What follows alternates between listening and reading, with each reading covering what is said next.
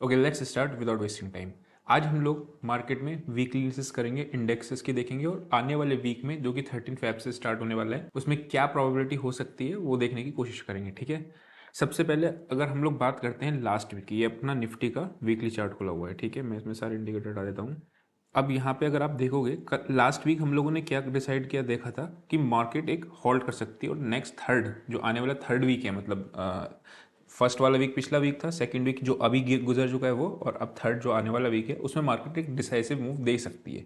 अभी हम देखेंगे ऑप्शन के प्रीमियम्स वगैरह भी देखेंगे कि ऐसा हो सकता है या नहीं हो सकता, उसकी भी क्या प्रोबेबिलिटी है। फिलहाल अगर आप अभी देखोगे तो मार्केट में हम लोगों ने क्या देखा था, अभी आप राइट नाउ मार्केट एक रेंज में फंसा हुआ है। 17,770 के आसपास की नीचे की रेंज है और ऊपर 18,000 है, करेक्ट। ये एक ब्रॉडर रेंज में मार्केट आपका पूरा फंसा हुआ है। अब यहाँ से जब तक ऊपर देखिए, एक भी दिन इसने क्लोज नहीं किया है ना। बजट वाले दिन आपने देखा होगा जो फर्स्ट फेब का था उसमें उसने हाई लगाया था 970 का और लो लगाया था 400 का। ठीक है, लो तो खैर अलग ही था, वो लो तो पैनिक सेलिंग हो गया था लास्ट में। लेकिन वैसे अगर आप देखोगे तो मोटी मोटी आपकी जो स्क्रीन पे रेंज है ये दिख रही है। ठीक है, सबसे पहली चीज़। दूसरा आप देखोगे यहाँ पे एक ये आपकी एक इनसाइड बार बनी है। इनसाइड बार क्या होता है, ये वाली कैंडल आपकी एक मदर कैंडल है। ठीक है, ये आपकी एक इनसाइड बार हो जाती है। एंड अब यहाँ पे प्रोबेबिलिटी क्या है, ये आपका ऊपर का लेवल अगर तोड़ती है देन अगेन ये आपका फिर ऊपर की तरफ मूव दिखाना शुरू कर देगी। और ये वाली जो कैंडल है, ये जो रेड कैंडल दिख रही है ना आपको, this will be treated as a false candle. और जब भी फॉल्स कैंडल दिखती है तो फिर मार्केट तेजी से ऊपर की तरफ जाती है अगर फॉल्स ब्रेकडाउन की कैंडल होगी। ये कैसे ब्रेकडाउन निकला, ये सिंपली यहाँ पे आपने देखो मार्केट कंसोलिडेशन किया, ब्रेकडाउन दिया, एंड अगर ये फॉल्स ब्रेकडाउन निकला तो मार्केट फिर यहाँ से आपका तेजी से ऊपर जाएगी। लेकिन उसके लिए मार्केट को क्लोजिंग 18,000 के ऊपर देना जरूरी है, बहुत है। अब ये 18,080 18,100 आपको अब तो लेवल्स याद हो गए होंगे आई गेस, अगर आप पुराने व्यूअर हो तो। ये सारे कौन से लेवल है, मार्केट यहाँ पे बहुत स्ट्रगल करती थी। ठीक है, सबसे पहले अगर आप देखोगे यहाँ पे भी मार्केट ने सबसे पहले यहीं के आसपास का एक हाई बनाया था जब फर्स्ट यहाँ पे स्विंग बनाया था, करेक्ट। उसके बाद मार्केट ने एक बार यहाँ पे ट्राई किया था इसी लेवल पे, उसके बाद यहाँ पे ट्राई किया, उसके बाद यहाँ पे जब गिर रही थी उससे पहले भी यहाँ पे कंसोलिडेट किया। एंड अभी भी मार्केट 18,000 के आसपास का वो कर रही है स्ट्रगल। थोड़ा सा लेवल ऊपर है, 18,080 का जो लेवल है वो बहुत अच्छा इंपॉर्टेंट लेवल है। ठीक है, तो वो अभी यहाँ पे स्ट्रगल कर रही है। तो अभी हमारे को एक अपसाइड की एक चीज़ मिल गई कि अगर 18,050 18,000 के ऊपर क्रॉस करके क्लोजिंग नहीं देती है तब तक हम लोगों को मार्केट में बुलिश की साइड पे व्यू नहीं बनाना है अभी। ठीक है, बेरिश की साइड पे व्यू बनाना है तो क्या, वो भी देखते हैं अभी ऑप्शन चेंज की मदद से। ठीक है, लेकिन अगर ये जो लो है, जो इस कैंडल का लो है अभी जो बनी हुई है, इसका लो टूटेगा देन अगेन मार्केट में आपको एक सेलिंग देखने को मिल जाएगा टुवर्ड्स इस लो की तरफ। ठीक है, और यहाँ पे इवेंचुअली इधर तक का। तो ये आपका है। अभी अब चलते हैं इसकी ऑप्शन चेन पे, और ऑप्शन चेन पे चलने के बाद हम लोग देखेंगे कि क्या वाकई में टूट सकता है नहीं टूट सकता है। एक चीज़ और बता दूं मैं आपको, जो मैंने आपको डेली एनालिसिस में बताया था कि एक बोनस टिप क्या है, विक्स। ठीक है, विक्स आ गई आपकी 12.79। नाउ विक्स इतनी ज़्यादा जब भी लो हो जाती है, मैं ये नहीं कह रहा हूँ कि अभी टॉप बन गया या कल बन जाएगा। मैं ये कहना चाह रहा हूँ जब भी विक्स इतना ज़्यादा लो होती है वहाँ से मार्केट कुछ टाइम बाद, मतलब सस्टेन नहीं करती मार्केट, वहाँ से एक बार करेक्शन ज़रूर दिखाती है।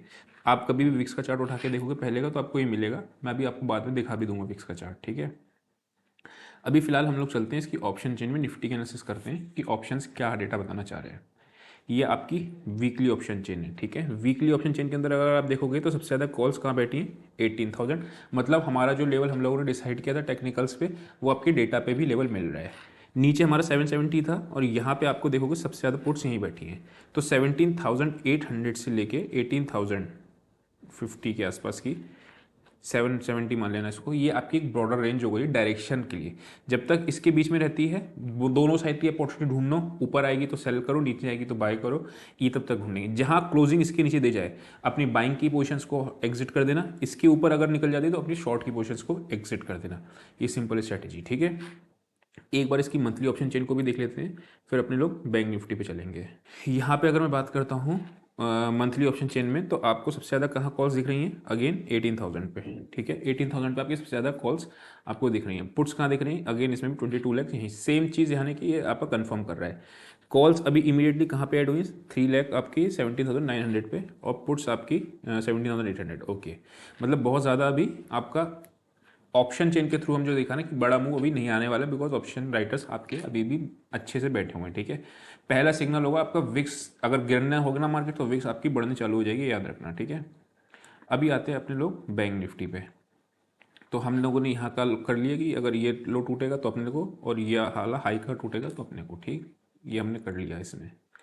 देन हमने नेक्स्ट आता है हमारा बैंक निफ्टी का। बैंक निफ्टी में भी सेम चीज़ बनी हुई है, ठीक है, वही आपकी एक सेम बिल्कुल निफ्टी जैसा चार्ट है। ये ब्रेकडाउन कैंडल है, उसके बाद मार्केट ने एक नीचे से बाइंग आई, उसके बाद यहाँ पे एक पॉज दिया। अगर पॉज दे के इसके नीचे क्लोजिंग देती है डेली चार्ट पे तो अपने को फिर सेलिंग देखने को मिल जाएगी, और इसके ऊपर क्लोज देती है तो अपने को बाइंग मिल जाएगी। टिल देन मार्केट यहाँ पे आ जाएगी। इसकी रेंज क्या है, 41,100 से लेके 41,800, ठीक है। ये आपकी एक मेजोरिटी रेंज आ रही है, जहां से जैसे उसमें 17,800 से आ रही थी वैसे इसमें आ रही है, ठीक है। बैंक निफ्टी का भी एक बार अपने लोग डेटा देख लेते हैं, तो क्या ये रेंज उससे बन रही है नहीं बन रही डेटा पे, वो भी देख लेते हैं। अगर मैं बात करता हूँ 17,500 का स्ट्रेडल पड़ा हुआ है, दैट मीन्स 17,500 की कॉल भी बेची हुई है, जिसका प्रीमियम चल रहा है 340 रुपीज़ का, ठीक है। एवरेज प्राइस कितना है 364, यानी कि इस वीक में 364 प्लस, और आपका 41,500 पुट जो है वो पुट में कितना प्रीमियम है 360, एक मिनट में इसको करता हूँ, सॉरी 260, ठीक है, 260 270 मान लो। तो मोटा मोटा आपका कितना निकल के आ रहा है ये 600 रुपीज़ के आसपास का, ठीक है।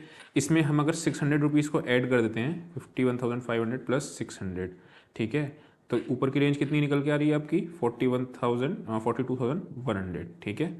और नीचे की रेंज कितनी निकल के आ रही है आपकी, अगर मैं इसमें से आपका 600 पॉइंट माइनस कर देता हूँ, क्यों मैं 600 पॉइंट माइनस करता हूँ अभी उसका भी रीज़न बताता हूँ, 40,900, ठीक है। नीचे की रेंज आ रही है आपकी 40,900। क्यों कर रहे हैं आप ऐसा, ये देखो, लेट से मार्केट नीचे जाती है दो दिन में, ठीक है, तो ये वाली कॉल का प्रीमियम घटना चालू हो जाएगा, ये वाली पुट बढ़नी चालू हो जाएगी, लेकिन ये सारा का सारा थीटा होता है, ठीक है। इसकी सेफ्टी कहाँ तक है, इसकी सेफ्टी है आपकी 600 पॉइंट्स तक की, ठीक है। सेफ्टी तक तो हमारे को पता चल गया कि यहाँ तक आ रही है 40,900 से लेके 41,100 के 42,100 के आसपास, ठीक है, ये इसकी सेफ्टी आ रही है। लेकिन एक चीज़ हमेशा याद रखना, ऑप्शन सेलर कभी भी ऐसा नहीं करता कि नीचे सेफ्टी तक का वेट करे, बिकॉज अगर ये मूव आपका ट्यूसडे को आ गया तो क्या होगा, ये 600 रुपीज़ वाला प्रीमियम बढ़ जाएगा, करेक्ट। ऐसा नहीं होगा कि 600 वाला अभी जीरो कल ही हो जाएगा, वो चीज़ नहीं होता।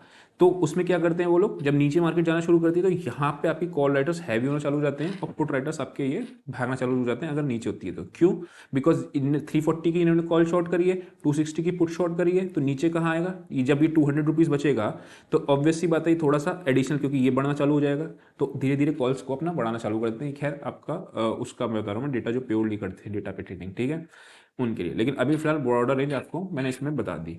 अब अगर हम इसमें मंथली का भी देख लेते हैं एक बार कि मंथली क्या पोजीशन चल रही है, उसके बाद फिर हम आगे चार्ट पे चलते हैं। मंथली की अगर मैं बात करता हूँ तो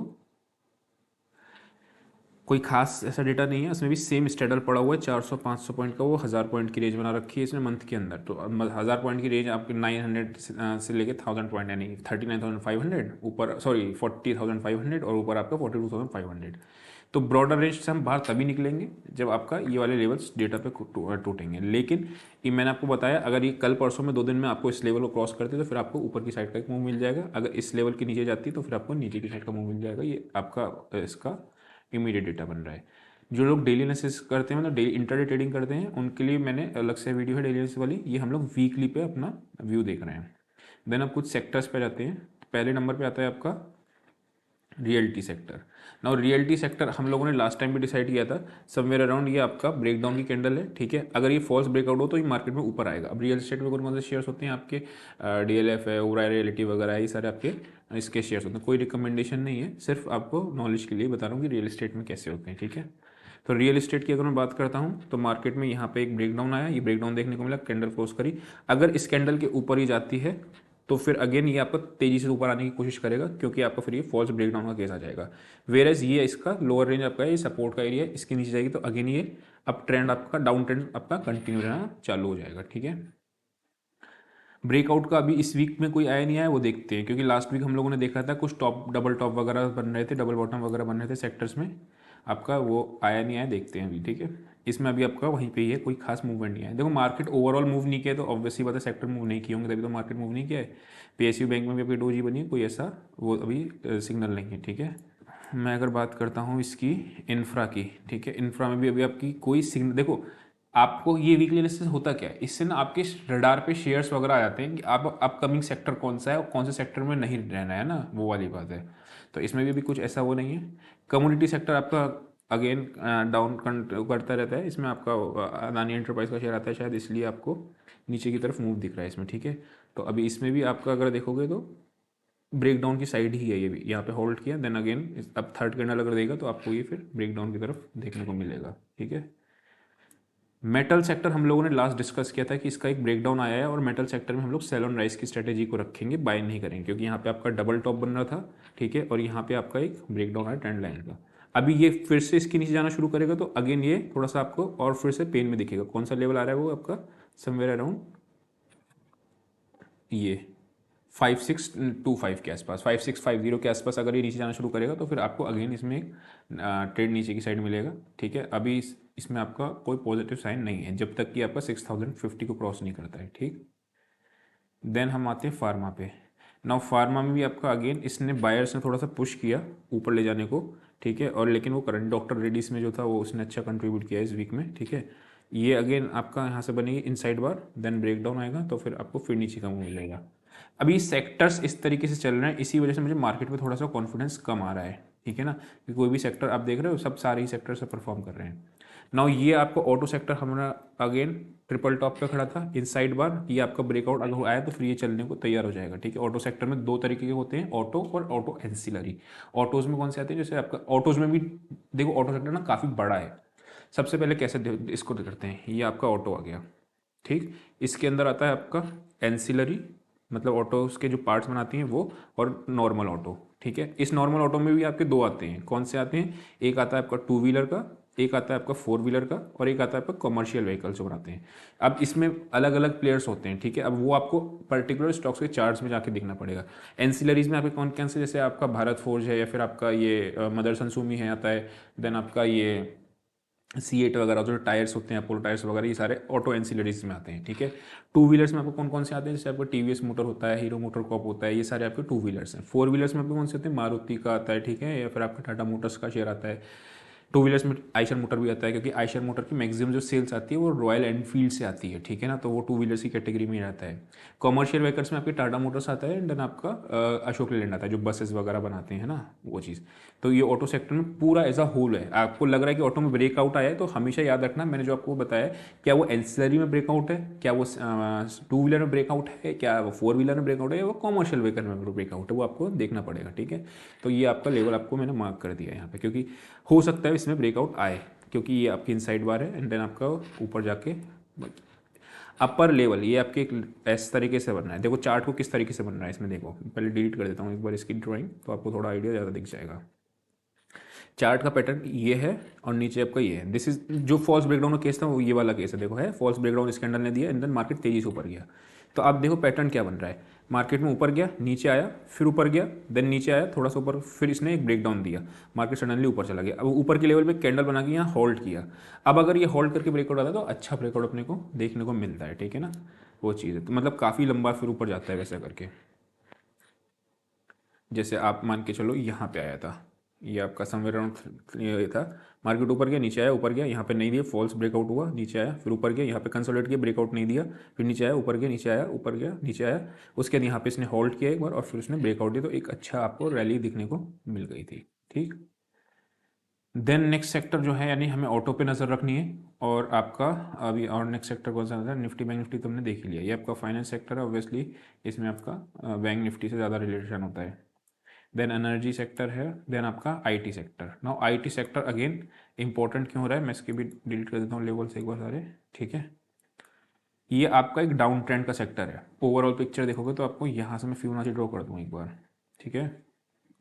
ये देखो बहुत ही बढ़िया लेवल फिबोनाची पे भी आपका निकल के आ रहा है, क्या है वो, मार्केट ने यहाँ से नीचे आया, ठीक है, ये आपका बॉटम का है, हमने क्या करा टॉप से बॉटम पे एक फिबोनाची ड्रॉ किया, मार्केट ऊपर गया, फिर नीचे आया, फिर ऊपर गया, ठीक है, और ऊपर आपका 3130, हमेशा यहाँ से आपका रिजेक्शन ले रहा है 3 इस लेवल से, जब भी इस लेवल के ऊपर जाएगा तो आपको फिर एक अगेन मूव मिलेगा, और अगर आप यहाँ देख रहे हो तो आपको एक डब्ल्यू पैटर्न भी सॉर्ट ऑफ दिख रहा है, ठीक है। तो IT पे भी नज़र रखेंगे और ऑटो सेक्टर पे भी अपने लोग नज़र रख के चलेंगे, ठीक है। देन नेक्स्ट आता है आपका FMCG। FMCG अब देखते हैं यहाँ पे डबल टॉप बनाता है या फिर आपका ब्रेकआउट देता है, सेम चीज़ इसमें भी इनसाइड बार, यानी हमें इनसाइड बार किस किस में मिली, हमें मिली एक तो ऑटो में मिली, ठीक है, एक हमें मिली FMCG में, ठीक है, एक हमें किस में मिली, निफ्टी के वीकली चार्ट में, ठीक है, उसमें।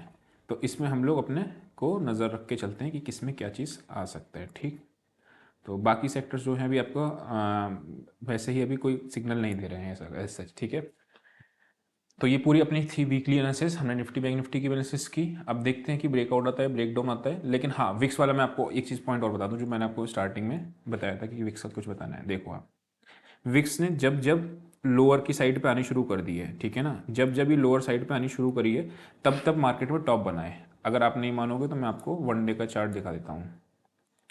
ठीक है, ये नहीं है कि आज ही बन गया है, ठीक है, लेकिन कब बना है नियरली अबाउट, अब यहाँ पे देखो आप 12:30 विक्स कब आनी चालू हुई थी। इसको मैं थोड़ा सा मिनिमाइज कर देता हूँ। ठीक है, 12:30 के आसपास विक्स आपकी समवेयर अराउंड यहाँ से आनी चालू हो गई थी। ठीक है, ये है आपका 16, ये डेट आ रही है, एक सेकेंड, 25 नवंबर। ठीक है, 25 नवंबर, और बिल्कुल बॉटम हुआ 13 दिसंबर। ठीक है, 25 नवंबर एंड 13 दिसंबर,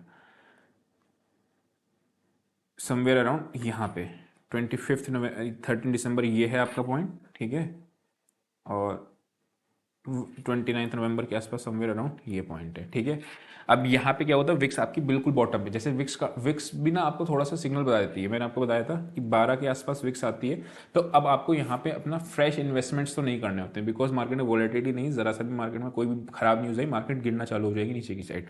सिमिलरली विक्स ज़्यादा टाइम 25 के ऊपर भी सस्टेन नहीं करती है। ठीक है ना, अगर 25 के ऊपर जा रही है और विक्स बार बार 25 के ऊपर है तो बहुत जल्दी बॉटम भी आने वाला है, जैसा कि हम लोगों ने कई बार देखा है। ठीक है, 22-25 के आसपास आइडियल लेवल ट्रेडिंग के लिए कौन सा होता है विक्स का, 14 से लेके 14 से लेके 22 तक का। ठीक है, ये आइडियल रेंज होती है, इसमें कोई दिक्कत नहीं होती, आराम से बेफिक्र होकर ट्रेडिंग करनी होती है। ठीक है, तो वैसा करके इस अभी प्रीमियम भी बहुत ज़्यादा लो है, इसलिए कोई ऑप्शन सेलर की भी स्ट्रैटेजी में मज़ा नहीं आ रहा है, बिकॉज प्रीमियम इतने ज़्यादा लो है ना, वो चीज़ है।